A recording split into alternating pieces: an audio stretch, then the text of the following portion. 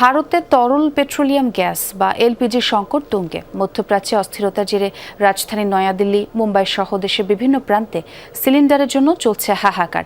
ঘণ্টার পর ঘণ্টা লাইনে দাঁড়িয়েও শূন্য হাতে ফিরছেন গ্রাহকরা, জ্বলছে না চুলা। কিন্তু সরকার শোনাচ্ছে স্বস্তির খবর, ইরানের সাথে সমন্বয় করে হরমুজ প্রণালী থেকে সরানো হচ্ছে আটকা পড়া জাহাজগুলো। নির্মাণ কাজেও আমি বেছে নেই CSRM TMT 500W, committed for better still. নয়াদিল্লির সড়কের এই দীর্ঘ সারি কেবল এক সিলিন্ডার রান্নার গ্যাসের জন্য। ভোরের আলো না ফুটতেই এলপিজি ডিস্ট্রিবিউশন সেন্টারগুলোর সামনে জমে ভিড়।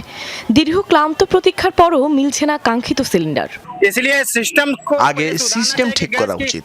মানুষ কাজকর্ম ফেলে রোদে দাঁড়িয়ে আছে, সরকার কি তাদের এই সময়ের বেতন দেবে? ক্যামেরায় দেখুন দীর্ঘ লাইন।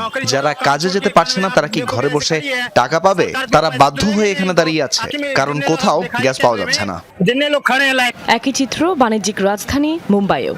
সেখানে ভারত পেট্রোলিয়ামের ডিস্ট্রিবিউশন সেন্টারগুলোতেও মানুষের ক্ষোভ তুঙ্গে। সিলিন্ডার না পেয়ে প্রায়ই শ্রমিক গ্রাহকদের মধ্যে হচ্ছে বাকবিতণ্ডা।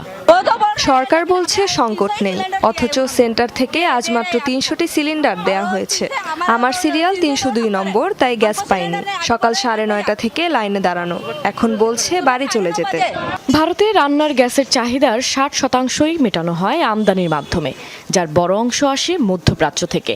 কিন্তু ইরান ইসরায়েল যুক্তরাষ্ট্রের যুদ্ধের জেরে হরমুজ প্রণালী বন্ধ, আটকা ভারতের তেলবাহী জাহাজগুলো, যার কারণে কমছে না বিদ্যমান সংকট।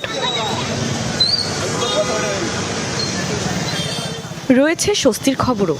ভারতের পতাকাবাহী দুটি ট্যাঙ্কার জাগ ভাসান্ত এবং পাইন গ্যাস হরমুজ হয়ে প্রবেশ করেছে নিজস্ব জলসীমায়, যার একটি বহন করছে 47,000 টন তরল পেট্রোলিয়াম গ্যাস।